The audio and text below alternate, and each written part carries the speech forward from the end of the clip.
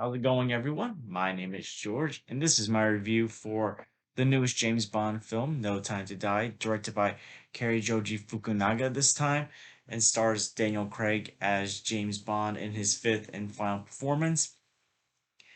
And in this film, 5 years into retirement, James Bond is approached by his friend from the CIA, Felix Leiter, played by Jeffrey Wright. And what starts off as trying to infiltrate this Spectra event leads into a much bigger, more dangerous mission for James Bond.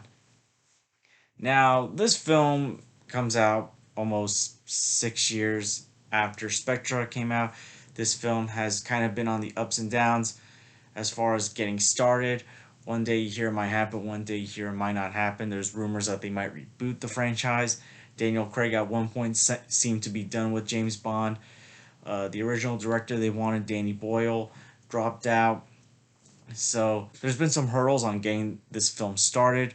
This film was the first film to get delayed, like because of the pandemic. In fact, it got delayed I think once or twice even before the pandemic, and has been delayed many times. And at a certain point, MGM was considering selling No Time to Die to a streaming service to just get the film released. And some people usually suspect that as to being that there's no confidence in this film. It may not be as good as the previous James Bond films. So, despite all that, this film finally came out, and this film rocked. This film is a million times better than people would believe based on all those hurdles that I mentioned. Usually, when a film runs into a lot of those hurdles, it shouldn't even be a good movie. But this was a great movie, a great finale, and probably the best finale for a James Bond series. Usually, the last film in a James Bond franchise tends to not be that good. I think the only other time we got a good finale, and it may not even be considered a good finale, was probably for Timothy Dalton's James Bond franchise, but that was only two movies, so some people might not even consider that. But as far as like a James Bond franchise that's gone on for quite a long time, gone on for obviously more than 2 to 3 films, No Time to Die ended the Craig Bond films on a high note. Daniel Craig is great in this role as always. He's probably my favorite of the James Bond actors, and even though he's gone up there in age, he's in his early 50s now, he's still great at this role. He's still great with the action choreography, and I'm glad he came back because, as I previously said, at one point he was considering not returning, but he returned, and I'm glad he did. The other characters are also great from the previous films. You got some new additions. Lashana Lynch plays the new 007, Nomi, and I know that was a controversial choice at the time to have a female playing the new 007, but she's not playing James Bond. She's playing her own character, and she's great as Nomi, her own character. And the way her and Daniel Craig's James Bond like play off one another works so well in this film. But like starts off as like like a rivalry, like turns to like a partnership throughout the film. I really like how that dynamic works. Ana de Armas is also in the film in a much smaller role, but when she's in the role, she does very well. And by the way, her and Daniel Craig were in Knives Out together and worked on this film together. I would have liked to have seen more of her character, but when she's in the film, she rocks. The only like performance wise, I would say the only performance that I was disappointed with, and this is really my only big problem with the film, is Rami Malek's performance as Safin, the main antagonist. And Rami Malek's become a very good actor the last few years, and like there was a lot of hype for his performance as the villain. And the Daniel Craig James Bond movies I felt like have done really well with having good villains, even if the film isn't all that great. But his villain felt very wasted with the potential. Like the beginning, like when you see him for the first time and you learn the backstory, like this sounds really good.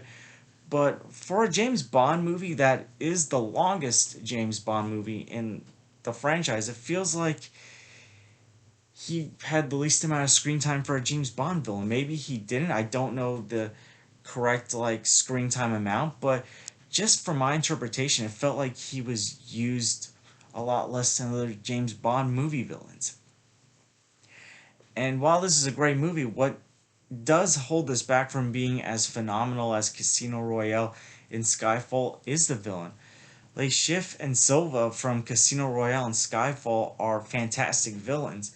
And I know I shouldn't compare, but when you have those two fantastic villains that help make those two movies fantastic, two of the best James Bond movies, No Time to Die does everything so well and nearly perfect except for the villain, in my opinion.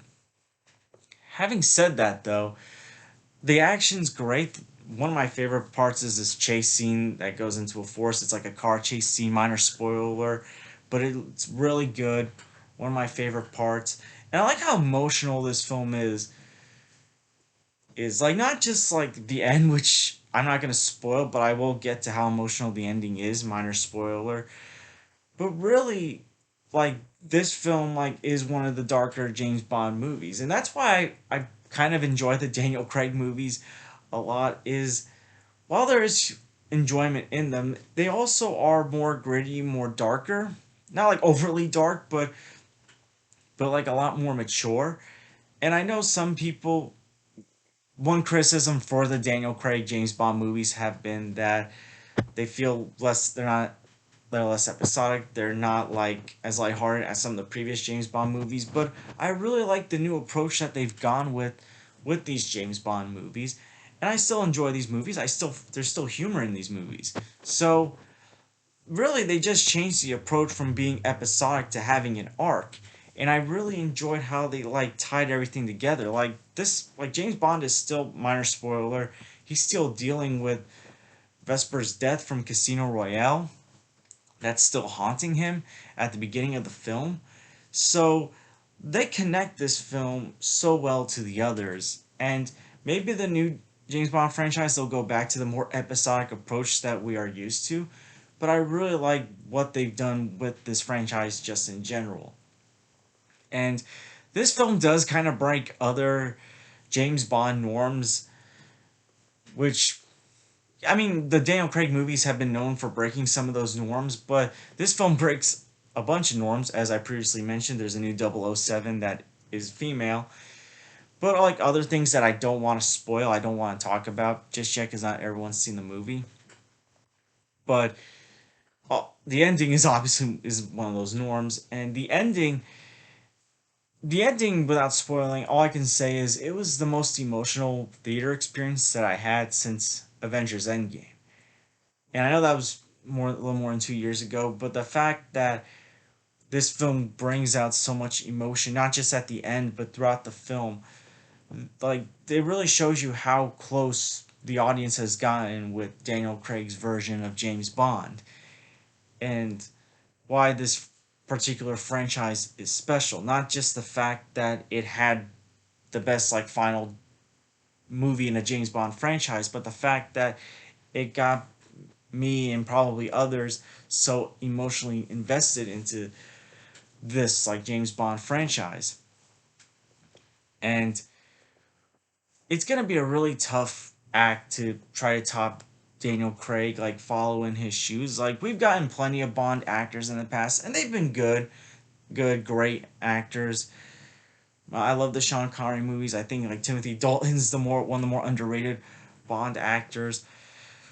But Daniel Craig, for me personally, was the first James Bond movie I saw, Casino Royale. It was the first time I watched a James Bond movie. It was my first year of college, and that's what got me into the other James Bond movies later on.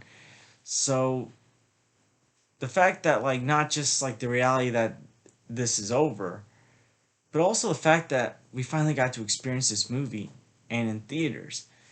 And it's just another movie that helped me appreciate the fact that theaters are open again.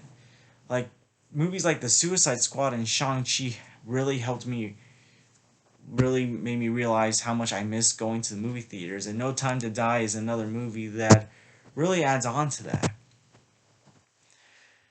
And all in all, this was a great movie. My only issue was the villain of this film, but the acting was great for the most part. The action was great. The costume designs looked great. The set pieces, the plot was, I think, worked. It worked very well, and just tying everything together.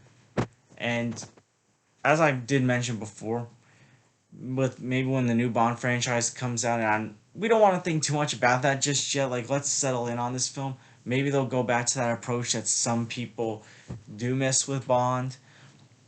But for now, I had a great time with No Time to Die. It's probably one of my top five favorite Bond films of all time. As far as the James Bond movies go, for Daniel Craig, Casino Royale is the best.